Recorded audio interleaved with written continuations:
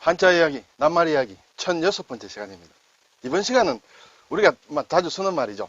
간의 기별도 안 간다. 그런 얘기 합니다. 뭘 먹을 게 나왔는데 너무 적어. 야, 저거 먹어봐야 간의 기별도 안 가겠다. 이런 얘기 가끔 합니다. 이때 간은 이제 몸속에 있는 장기이죠. 기별이 무엇이냐? 기별. 네. 이 기별이란 말을 정확히 무슨 뜻이냐? 뜻이 무엇이고 유래가 어떻게 되느냐라는 그런 걸 한번 살펴보겠습니다. 그리고 이제 경복궁에 가면 기별청이라는 게 있습니다.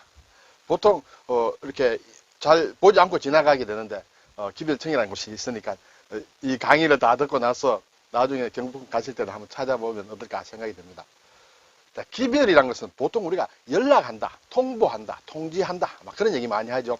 기별 좀 해라, 기별 받았다 이런 얘기 합니다. 그래서 요즘 젊은 사람들은 기별이라는 말을 잘 안 쓸지도 모르고 그냥 연락이다, 통지다 뭐 이렇게 하겠지만은 그래도 기별이라는 말 아직 꽤 쓰리라 생각을 합니다. 이게 뜻이 무슨 뜻이냐? 내용은 대략 알겠는데 글자 한자 한자로 왜 기별이라고 하느냐 하는 것은 기할기다, 다르다.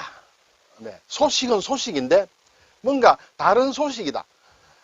통상적인 소식이 아니라 좀 특별한 소식이다. 그리고 기라는 것은 신기하다 또는 새롭다는 뜻이 있습니다. 새로운 소식, 뉴스 같은 것을 얘기한다. 쉽게 말하면 그렇게 볼 수 있습니다. 자, 글자를 보면 기할기는 큰 대자에 오를 가자다. 이렇게 되어 있습니다. 글자에 대해서는 자세하게 설명드리지 않겠습니다. 이것은 신기하다 할 때 쓰죠. 기하다, 기발하다, 기특하다.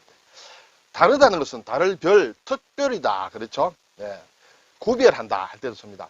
이때는 왼쪽 부분은 이것이 사실은 뼈를 발라낼 과 사람의 상반신의 뼈의 모양이다. 이렇게 얘기를 하고 있습니다. 이것은 이제 칼이다. 칼을 가지고 뼈를 이렇게 발라낸다. 그렇게 되면 뼈를 구분해내면 뭔가 구별이 되겠죠. 구별이 된다는 것은 다르다는 그런 뜻이다. 이렇게 되겠어요. 그래서 이 글자는 원래 뼈골이 있습니다. 뼈골이라는 글자가 있죠. 이게 부수자입니다. 뼈에 이렇게 육다롤입니다. 그렇죠. 육다롤은 살고기를 얘기합니다. 뼈라는 것은 항상 근육, 뼈가 고기가 붙어 있습니다. 그것이 이제 골이다. 뼈는 완전한 뼈보다는 항상 어느 정도 살이 붙어 있다. 이렇게 볼 수 있습니다. 조금은 붙어 있죠. 거기서 완전히 이렇게 살을 떼버렸다. 그 모양이 이것이다. 뼈 발라낼 과다. 이렇게 되겠죠. 그러면 이제 기별이라는 것은 좀 신기하고 구별이 된다. 구별이 되는 그런 것이 새로운 뉴스다. 이렇게 볼 수 있습니다. 그래서 그걸 우리가 기별이라 한다. 사전을 보니 다른 곳에 있는 사람에게 소식을 전하는 것을 기별이다 한다. 그렇죠? 또는 소식을 적은 종이를 가지고도 기별이라고 한다. 예문을 보면 추석에 내려가겠다고 집에 기별을 보냈다. 요즘 예문은 아니죠. 요즘이야 문자로 이렇게 친다든지 전화 금방 되는데 일반적으로는 나 가겠습니다 하고 누구누구를 통해서 기별을 할 수도 있고 또 오랜만에 전화를 해서 할 수도 있고 막 그렇습니다.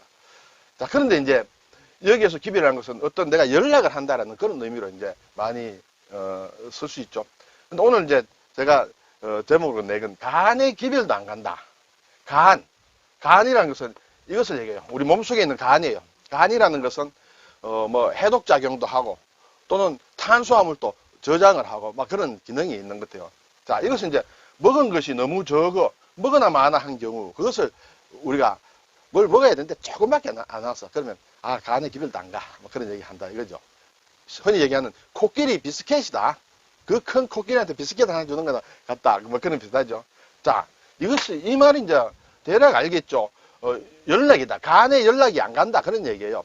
자, 어떤 먹을 것이 생겼다. 그러면 뇌가 이렇게 소집을 하겠죠. 소화기관을. 자, 입 모여. 그리고 식도 모여. 그리고 위도 모여.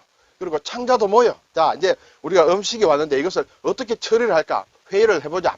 자, 그리고 이는 아주 튼튼하지? 이거 깨물을 수 있겠어? 그러면 이가 충분히 깨물을 수 있습니다. 식도는 넘어 보내는데 이상 없겠지. 괜찮습니다. 위는 어때? 위도 충분히 지금 용량이 비어 있습니다. 음식물 들어온 대로 다 이렇게 할 수 있습니다. 자, 창자까지 다 했다 이거예요. 근데 가만히 보니까 위가 얘기를 합니다. 뇌에게. 아니, 간은 아직 안 모였는데요. 간이 왜 안 왔어요? 간에게 연락해야 되겠습니다 하면 간에게 연락할 필요 없어. 이번에 음식이 너무 적어서 간이 모일 필요가 없어. 간에게 갈 것도 없어. 이런 경우에 이제 간의 기별도 안 간다. 너무 적어서 위에서 처리해서 대장으로 소장으로 이렇게 내려보내면 끝이야. 뭘 좀 남는 게 있어야 간에도 줘가지고 이렇게 뭐 탄수화물을 좀 저장을 한다든지 역할이 있는데 역할 할 게 없어. 그러니까 기별을 할 필요가 없어. 간에 기별을 할 필요가 없을 정도로 작은 것을 음식을 그렇게 얘기한다. 아주 재밌는 표현이다 이렇게 생각이 듭니다. 다른 나라에도 이런 표현이 있는지는 모르겠습니다만 상당히 재밌다 이런 생각이 듭니다. 자, 그러면 이 기별이란 말이 이제 연락한다라는 뜻으로 써 있는데 이것이 어디에서 나온 말이냐 하는 것을 보면 기별이란 말을 설명을 보면 역사적인 용어로 있습니다. 조선시대에 성정원에서 왕명을 출납하는 것이죠. 성정원에서 처리한 일을 매일 아침 적어서 반포하던 일이다. 또는 그것을 적은 종이다.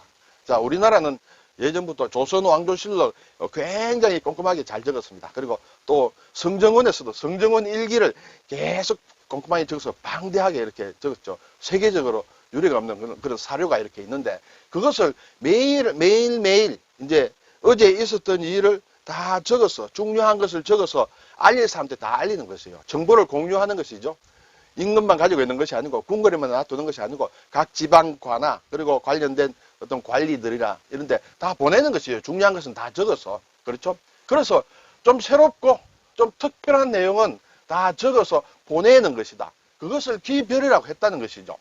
그래서 내용은 이제 성정원 일기의 내용 중에 중요한 것을 좀 줄여서 축약해서 보냈다. 이렇게 되겠습니다.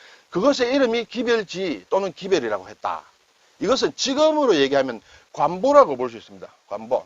우리는 지금도 이제 정부에서, 행정기관에서 어떤 일이 있을 때 그걸 관보에다 다 내죠. 그래야 이제 어떤 공식적으로 어떤 효과를 낸다. 이렇게 되겠죠. 그래서 기별지는 일종의 조보다.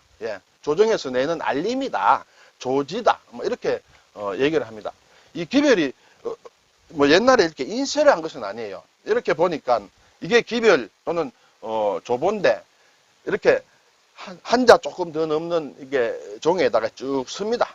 계속 붓으로 씁니다. 네, 그래서 이것을 가지고 이제 또 만들면 그 다음에 또 보고 몇 장을 또 만들고 한 사람이 뭐 여러 장을 만들 수는 없잖아요. 그래서 나누어서 이제 만들겠습니다. 이것이 기별인데 이것을 만드는 관청이 기별청이라는 것이에요.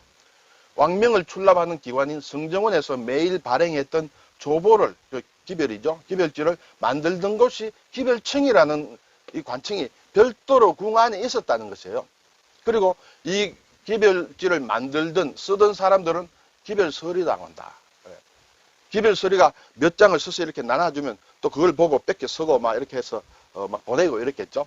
그리고 그것을 보내던 사람은 이제 군사다. 이렇게 되겠습니다. 이 기별은 이 기할 기자도 쓰지만 붙일 기자 이렇게 쓰는 경우도 있는데 이 기할 기자로 쓰는 것이 훨씬 더 많다. 이렇게 되겠습니다. 자, 앞에서 기별지를 손으로 썼습니다. 그래서 자료를 읽어보니 기별지에 관한 재미있는 얘기들이 많아요. 필체가 이렇게 사람마다 다르지 않겠습니까? 그리고 빨리 써야 되니까 괴발, 세발로 쓰는 그런 사람들도 있어서 글자를 너무 많이 잘못 쓰고 못 쓰면 사람들이 읽어볼 수가 없어요. 초수를 주로 쓰겠죠. 그래서 요걸 많이 들어먹고 또는 적지 말아야 될 비밀사항 같은 거 또는 스캔들이라든지 이런 것까지 막 적는 것이에요. 그래서 처벌을 받고 하는 그런 일들도 꽤 있었던 모양이에요. 어쨌든 그 기별지를 만들던 곳이 기별청이다. 기별청이 어디 있느냐 하면 지금 경복궁에 가면 자, 경복궁에 광화문 들었습니다. 그렇죠? 조금 더 올라가면 이제 홍례문이 여기 있습니다. 또 하나 더 가면 이제 건정문이 있어요. 건정문을 지나면 이제 건정전이 있다. 경복궁의 최고의 이제 말하자면 정전이 되겠죠. 가장 중심이 되는 곳이다. 자, 여기 건정전인데 건정문 들어가기 전에 이렇게 가는데 건정문 들어가기 전에 왼쪽에 보면 또 문이 하나 있어요. 왼쪽에 이쪽에서 들어오는 문이. 그것이 유화문인데 유화문 옆에 이게 이제 유화문이에요. 유화문 옆에 보면 조그마한 이렇게 정각이 있습니다. 여기에 잘 보이지 않겠습니다만 기별청이라고 적혀 있어요. 자, 사람들이 이제 경복궁을 우리가 자주 가끔 갑니다만 가면 이런 것은 잘 안 보죠. 눈에 들어오지도 않고 또 스토리를 모르기 때문에 뭐 봐도 이게 무슨 말인가 그렇게 지나는데 이것이 우리가 현재 쓰는 기별한다는 말의 출처가 된 기별지를 만들던 곳이다라는 기별청. 나중에 경복궁 가실 때 한번 확인 한번 해보시면 어떨까요? 네, 오늘 간의 기별도 안 간다 하는 그 간, 그렇죠? 그리고 기별.